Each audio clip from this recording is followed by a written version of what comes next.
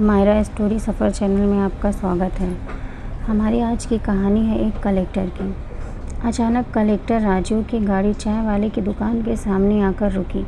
यह देखकर चाय वाला घबरा गया। कलेक्टर राजू गाड़ी से नीचे उतरे और चाय वाले के पास आकर पूछा, मोहनदास कहाँ है? चाय वाला बोला, कौन मोहनदास साहब? मैं उसे नहीं जानता। कलेक्टर राजू बोले, अरे वही मोहनदास जो यहाँ तुमसे पहले चाय की दुकान लगाते थे। चाय वाला बोला, साहब वह तो 5 साल पहले यहाँ से अपने गांव चले गए। तब से मैं यहाँ चाय बेचता हूँ। कलेक्टर राजू के चेहरे पर अजीब से भाव उभरे। गांव चले गए? क्या तुम बता सकते हो वह गांव क्यों चले गए? चाय वाला बोला, मुझे नहीं पता साहब, मैंने उनसे पूछा ही नहीं। मैं जब यहाँ आया था तब वह बीमार सा सूख कर काटा हो गए। आने पाने दाम से मुझे अपनी दुकान बेच कर चले गए। यह सुनकर कलेक्टर राजू का दिल धक धक करने लगा। उसे खुद पर बहुत गुस्सा आ रहा था कि उसने बहुत देर तो नहीं कर दी। नहीं, इतना अच्छा आदमी इतनी जल्दी इस दुनिया को छोड़कर नहीं जा सकता। सोचते हुए राजू अपनी एक पुरानी सी कुर्सी पर बैठ गया। चाय वाला बोला, साहब चाय बना दूँ? राजू ने खुद को कुर्सी पर ढीला छोड़ दिया, आंखें बंद कर ली। फिर 3 बना दे भाई। चाय वाला समझ गया कि साहब अपने ड्राइवर और बॉडीगार्ड के लिए भी चाय बनवा रहे हैं। कुर्सी पर सिर की टेक लगाकर पसले हुए राजीव को याद आ गया कि आज से 10 साल पहले वह यहाँ इसी टपरी पर भूखा प्यासा आकर बैठा था। तब मोहनदास अंकल ने उसे आकर पूछा था, क्या हुआ बेटा, बहुत दुखी दिखाई देते हो, चाय बना दूँ? तब वह आंखों में आंसू भरकर बोला, अंकल मेरे पास पैसे नहीं हैं। उनकी आंखों में आंसू देखकर मोहनदास बोला, पैसे नहीं लूँगा, तुम भूखे ही दिख रहे हो। चाय बना देता हूँ, चाय के साथ बिस्किट खा लेना। चाय बिस्किट खाने के बाद भी वह वहीं पर बैठा रहा। तब मोहनदास ने पूछा, घर से भाग कर आए हो? राजीव ने हाँ में गर्दन हिलाई। मोहनदास ने समझाते हुए कहा, बेटा घर लौट जा, माता पिता की बात बुरा नहीं मानते, उनकी डांट में ही प्यार छुपा रहता है। वह रोते हुए बोला, अंकल माता पिता नहीं है, वह बचपन में ही चल बसे। मामा मामी के पास रहता हूँ, मगर वहाँ पर भी कुत्ते जैसी ज़िंदगी हो गई है। वह मेरी पढ़ाई छुड़ाकर काम धंधे में लगाना चाहते हैं। उनके पास खूब पैसा है, फिर भी उन्हें कमाई चाहिए, जबकि मैं पढ़ना चाहता हूँ। जैसे भी है वह तुम्हारे अपने ही हैं, उनके पास लौट जा। तो 18 साल का बच्चा अकेले में तो इस दुनिया तुम्हें भिखारी बना देगी। तब मोहनदास के पैरों में गिरकर बोला था, अंकल प्लीज़ रहने के लिए छत दे दो, बाकी मैं कुछ काम धंधा करके पढ़ लूँगा। मुझे पढ़ना है, बड़ा आदमी बनना है। मोहनदास बोला, ठीक है, तुम मेरे साथ यहाँ रह लेना। यहाँ शहर में एक कमरे के किराए के मकान में अकेले ही रहता हूँ। मेरे बीवी बच्चे दूर गांव में रहते हैं। राजू के लिए मोहनदास भगवान बन गया था। एक अनजान को रहने के लिए छत दे दिया। फिर वह 3 साल तक उसके साथ कमरे में सो रहा था। आसपास के बच्चों को ट्यूशन कराकर थोड़े बहुत पैसे ज़रूर कमाता था, मगर वह उसकी पढ़ाई और खाने के लिए पर्याप्त नहीं होते थे। फिर मोहनदास ने उसे अपने साथ रखा, उसकी ग्रेजुएशन पूरी करवाई। ग्रेजुएशन के बाद वह IAS की तैयारी करने के लिए दिल्ली चला गया। दिल्ली भी उसे मोहनदास ने ही भेजा था ताकि वह अपने सपनों को पूरा कर सके। मोहनदास ने उसे अपने एक जानकार का एड्रेस देकर कहा था कि वह व्यक्ति तुम्हें कोई पार्ट टाइम का काम दिला देगा, फिर तुम काम करते हुए अपनी पढ़ाई जारी रखना। फिर भी कोई समस्या हो तो मुझे चिट्ठी लिखना, पैसे चाहिए तो मांग लेना।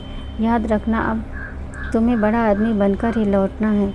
फिर 6 साल की कड़ी मेहनत के बाद उसने बहुत ही अच्छी रैंक के साथ IAS क्लियर कर लिया। ज़िंदगी का बड़ा सपना पूरा करने के लिए उसने ज़मीन आसमान एक कर दिए थे। उसका इस दुनिया में कोई नहीं था, मगर मोहनदास ने उसे अपने पिता की लत दिखती थी। कुछ महीने ट्रेनिंग में गुजर गए। उसके बाद मनचाही जगह पोस्टिंग के चक्कर में कुछ महीने और गुजर गए। साहब, चाय वाले की आवाज़ में राजू की तंद्रा भंग हो गई। उसने चाय का कप लिया और उसे पीने लगा। आसपास की दुकान वाले पहली बार एक कलेक्टर को किसी चाय की टपरी पर चाय पीते हुए देख रहे थे। चाय पीने के बाद राजीव ने सरकारी गाड़ी को वापस भेज दिया और दूसरे किराए की गाड़ी लेकर अकेले ही मोहनदास के गांव की तरफ निकल पड़ा। गाड़ी की सीट पर आंखें बंद करके बैठे हुए राजीव को वह दिन याद आ गए जब 7 साल पहले दिल्ली के लिए निकल रहा था। मैं महसूस किया था कि उस दिन मोहनदास उदास था। वह उसे बस में बैठाने आया था। रास्ते में उसे बोला था, तुम कभी भी खुद को अकेला मत समझना।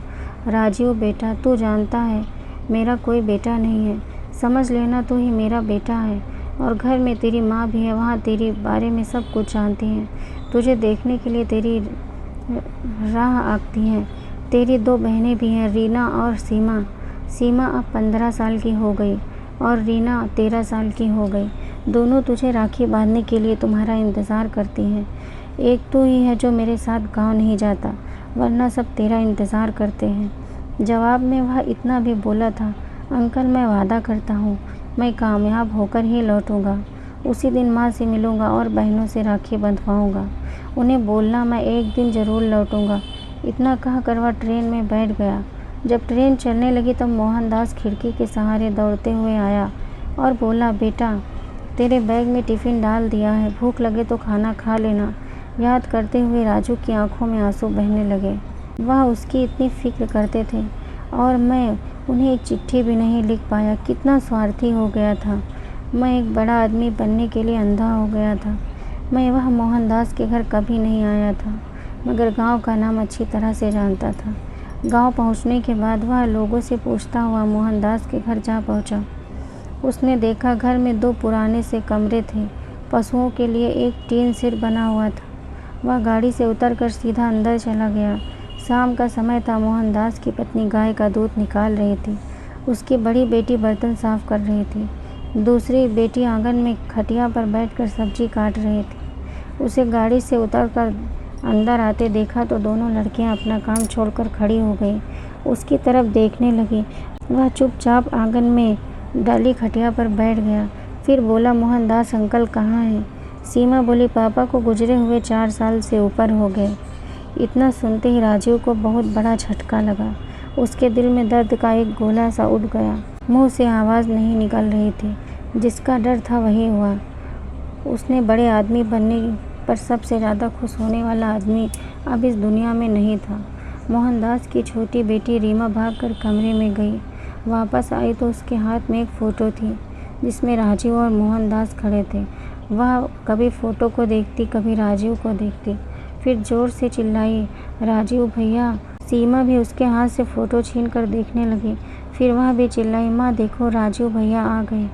राजीव ने खुद के लिए भैया नाम सुना तो उसकी आंखों में आंसू बहने लगे। वह दोनों हाथ फैलाकर खड़ा हो गया, जैसे बहनों से कह रहा हो कि आ जाओ बहनों, गले से लग जाओ। वह उसके लिए एक अनजान शख्स था, मगर रिश्ता भाई का था। दुनिया का सबसे पवित्र रिश्ता वह दुनिया में अकेला था। और बहनें भाई की कमी से पगलाई हुई थी, इसलिए दौड़कर दोनों एक साथ भाई के गले में जा लगी। माँ भी दूध निकालना बीच में छोड़कर उनकी तरफ लपकी। करीब आई तो वह माँ के पैरों में झुक गया। माँ ने बहती आंखों से उसे उठाकर आंचल से लगा लिया। फिर बोली, आने में बहुत देर कर दी बेटा। सीमा के पापा तुझे बहुत याद करते थे, अंतिम समय तक तुम्हें याद करते रहे। वह तड़पते हुए बोले, उन्हें क्या हुआ था माँ? माँ बोली, 5 साल पहले जब शहर से लौट कर आए तब पता नहीं उन्हें क्या बीमारी लग गई थी। सूख कर हड्डियों का ढांचा लग रहे थे। खाया पिया पचता ही नहीं था। 1 साल तक जगह जगह से दवा ली, मगर कोई फ़ायदा नहीं हुआ। एक दिन हमें छोड़कर चले गए। आगे बोली, उनके जाने के बाद बहुत मुश्किलें आ पड़ी। सीमा के दोनों चाचा मेरे पीछे पड़े हैं, कह रहे हैं घर और खेत उनके नाम कर दो, वरना बेटियों की शादी नहीं होने देंगे।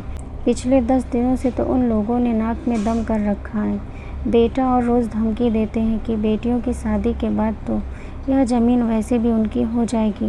राजीव बोला, मैं आ गया हूँ माँ, अब मैं सब ठीक कर दूँगा।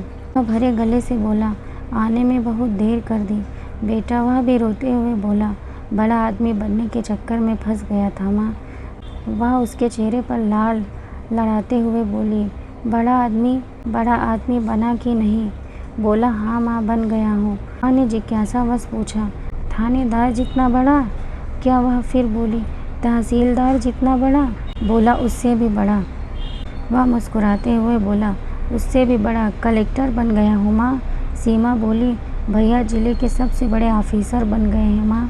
बोली, अच्छा तब तुम लोग रुको, मैं जाती हूँ, कहते हुए वह घर की दीवार के पास गई और अपनी देवरानियों के घर में झांकते हुए तेज आवाज़ से बोली, सुनो बिमली, मुनकी, सुनो, अब मैं अकेली नहीं हूँ।